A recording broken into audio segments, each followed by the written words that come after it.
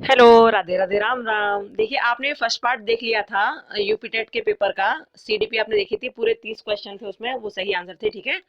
अब हम लोग देखेंगे हिंदी का पार्ट इसमें, ठीक है। हिंदी देखेंगे और इसमें एनवायरमेंट देखेंगे। दोनों पार्ट्स हम इसमें देखने वाले हैं, ठीक है। ये पार्ट सेकंड है, आप देख ही रहे हैं। तो इसमें हिंदी हम देख रहे हैं और एनवायरमेंट देखेंगे। तो आप देखिएगा क्या क्या आंसर हैं, कैसे कैसे हैं। आपने ये पूरा पढ़ ही लिया होगा, हम केवल आंसर लगाएंगे। आपने पूरा पढ़ लिया होगा, ठीक है। और हमने भी ये पूरा पढ़ लिया है, तो इसके आंसर अब लगाएंगे हम लोग। और बिना टाइम वेस्ट किए आंसरिंग करते जाना, ठीक है। हिंदी का है ये, ध्यान रखना। तो 31वें का आंसर होगा वन, ठीक है। घुमक्कड़ में कौन सा प्रत्यय होगा? प्रत्यय जो पीछे की तरफ आता है, तो घुमक्कड़ में क्या होगा? अक्कड़, ठीक है। इसका होगा वन। महावीर स्वामी का जन्म कहाँ हुआ था? वैशाली में हुआ था। फोर लगा लेना इसका, यहाँ डी लगा लेना। स्वच्छंद में कौन सी संधि है? तो ये व्यंजन संधि है, ठीक है।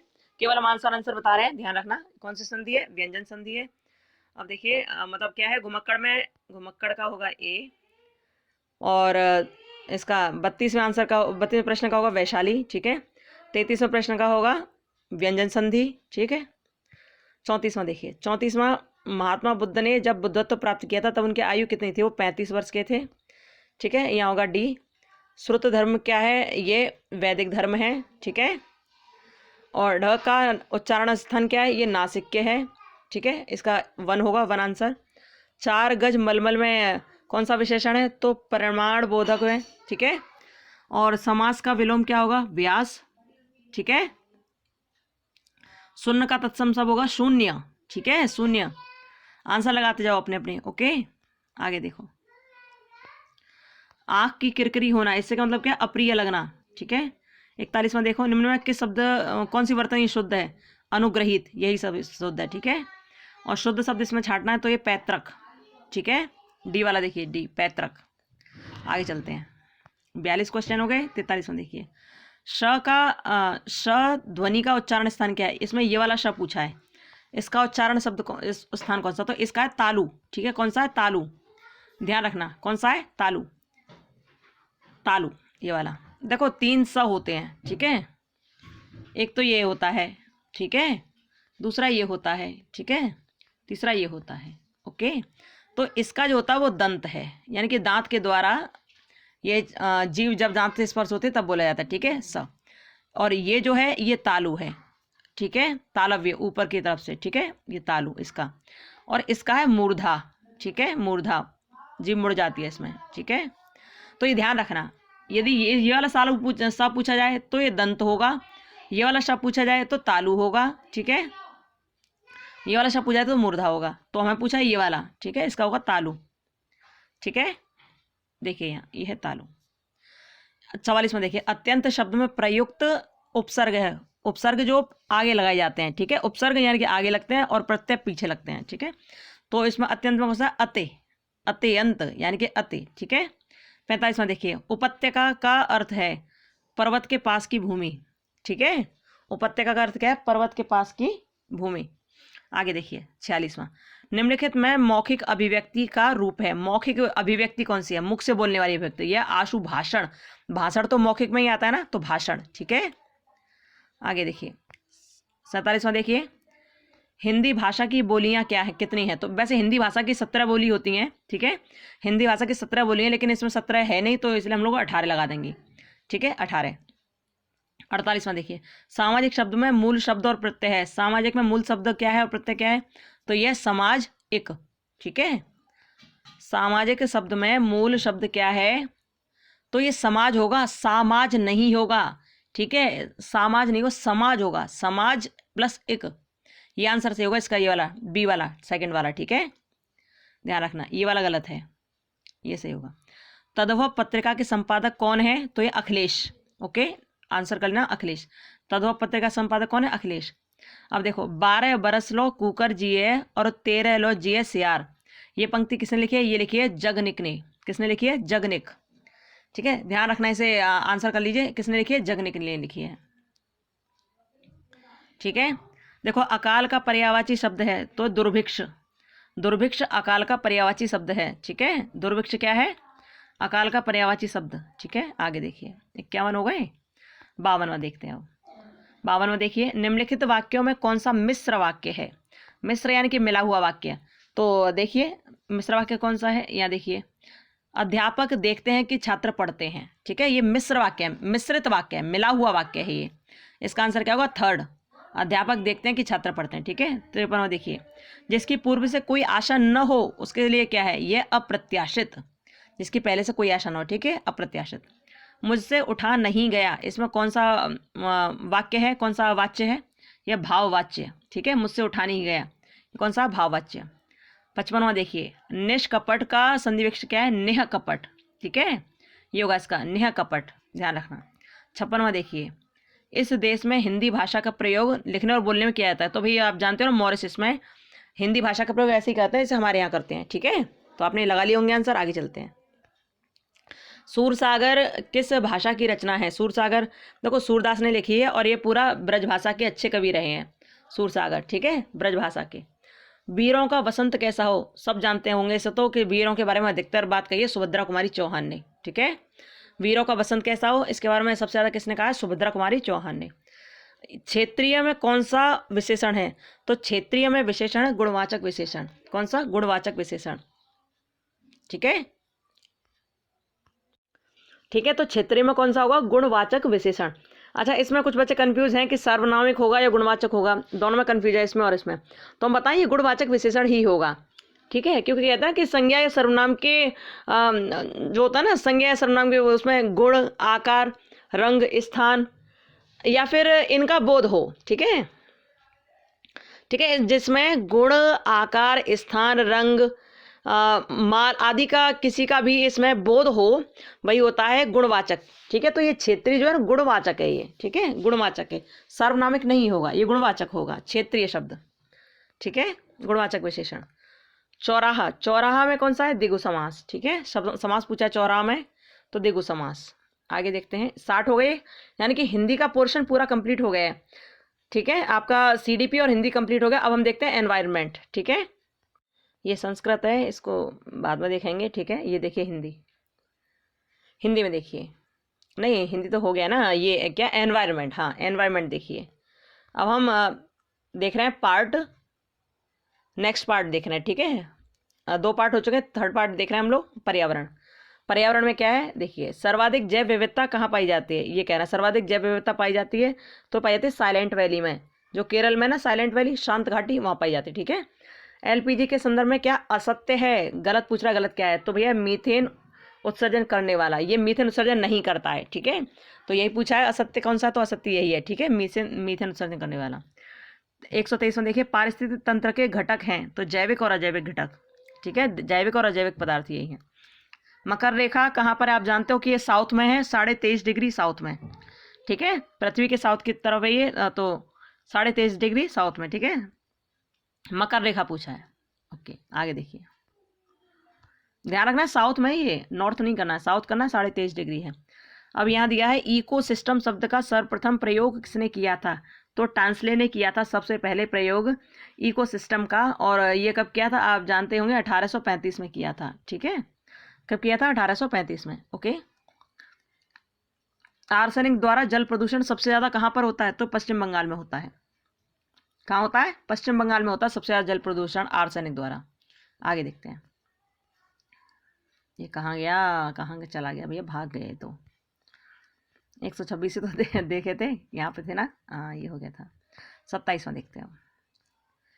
देखिए, भारत में पश्चिमी घाट के दक्कन शुष्क हैं, जो पश्चिमी घाट है ना, जैसे हमारा ये है इंडिया का नीचे वाला पोर्शन जो है ना, तो इन घाटों के बारे में पूछ रहे हैं कि ये शुष्क क्यों हैं या शुष्क क्यों हैं, जबकि ये समुद्र के किनारे, तो शुष्क क्यों हैं, ये शुष्क इसलिए हो जाते हैं क्योंकि यहाँ बड़े बड़े पर्वत पाए जाते हैं, ठीक है, यहाँ बड़े बड़े पर्वत पाए जाते हैं, और जैसे बारिश होती है तो पर्वतों से टकरा जाती है बारिश, और बारिश इधर ही इधर हो जाती है, लेकिन इस तरफ बारिश नहीं हो पाती है, ठीक है, इस तरफ बारिश नहीं हो पाती है। क्या समझ रहे हैं आप, जैसे ये है ना, ये, अरे क्या क्या बन रहा है, सही बन नहीं पा रहा ना, ये है ना ऐसे, हाँ, तो ये इधर की तरफ ये पूछा है, इधर बारिश क्यों नहीं होती है, मतलब ये शुष्क क्यों रह जाते हैं, शुष्क इसके लिए रह जाते हैं क्योंकि यहाँ बड़े बड़े जो पर्वत हैं, उन पर्वतों से बारिश टकरा जाती है, जब यहाँ से बारिश आती है ना, जब यहाँ से बारिश आती है तो यहाँ टकरा जाती है, टकरा कर यहीं बारिश कर देती है यहीं पर ये इस ओर नहीं आ पाती है, ठीक है, इसलिए यहाँ शुष्क रह जाता है, इसलिए यहाँ सूखा रह जाता है।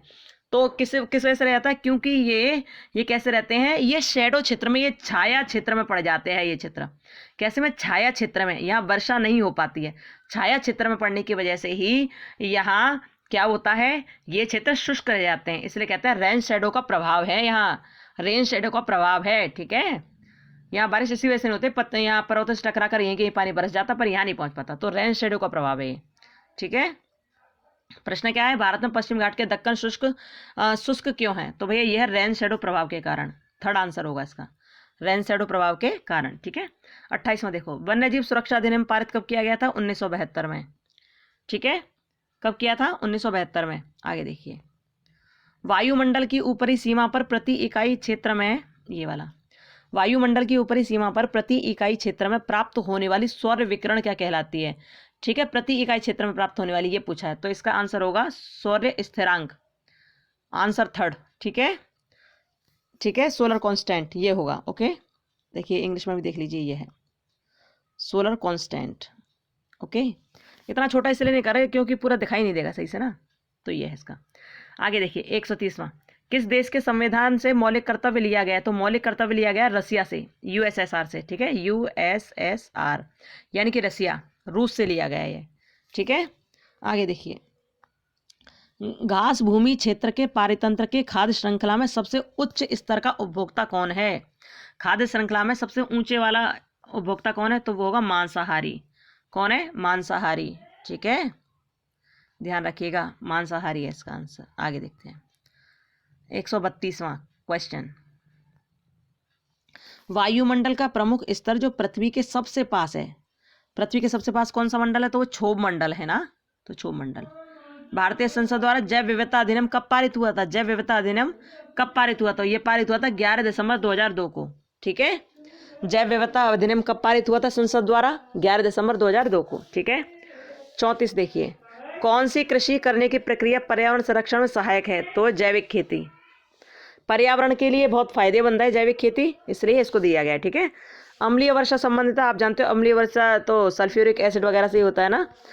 तो देखिए यहाँ 35वां देखिए, अम्लीय वर्षा संबंधित है सल्फ्यूरिक एसिड से। ठीक है, WWF से क्या है? तो WWF है वर्ल्ड वाइल्ड लाइफ फंड। ठीक है, वर्ल्ड वाइल्ड लाइफ फंड। फूलों की घाटी कहाँ है? आप सभी अच्छी तरह जानते हैं, उत्तराखंड में है फूलों की घाटी। ठीक है, आगे देखते हैं, ये देखिए 38वां, भारत में निम्नलिखित में से कौन सी एजेंसी मुख्य रूप से प्रदूषण मापन से संबंधित है? कौन सी एजेंसी प्रदूषण मापन करती है? तो केंद्रीय प्रदूषण नियंत्रण बोर्ड। ठीक है, अब कोटोपैक्सी एक जागृत ज्वालामुखी है, ये कहाँ पर है? ये एंडीज पर्वतमाला में है। आंसर लगाते जाओ सही से, है ना। ये कहाँ है? एंडीज पर्वतमाला में है। तिब्बत की सांगपो नदी भारत में किस नाम से जानी जाती है? तो ये ब्रह्मपुत्र है आंसर इसका। ठीक है, क्या है? ब्रह्मपुत्र। तिब्बत में जिसे सांगपो कहते हैं, वहाँ भारत में से ब्रह्मपुत्र कहते हैं। ठीक है, आगे देखिए, ध्रुव तारा कहाँ है? तो आप सभी जानते हो ये नॉर्थ में निकलता है, उत्तर में निकलता है ध्रुव तारा। ठीक है, ध्रुव तारा किसे कहा जाता है? मतलब तो जो उत्तर में निकलता है ना तारा, उसे ध्रुव तारा कहा जाता है। और प्रोजेक्ट टाइगर की शुरुआत कब की गई थी? तो 1973 में की गई थी।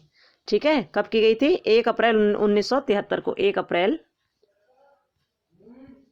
1973 को की थी। ठीक है, कान्हा राष्ट्रीय उद्यान कहाँ है? मध्य प्रदेश में। ओके, आगे देखिए, अरे कहाँ चला जाता है, भाग जाता है कहीं ना। हाँ ये रहा, ये देखिए, ये हो गया ना, कान्हा राष्ट्रीय उद्यान कहाँ है? मध्य प्रदेश में है। लखनऊ समझौता किसके बीच हुआ था 1916 में? तो ये कांग्रेस और मुस्लिम लीग के बीच हुआ था लखनऊ समझौता।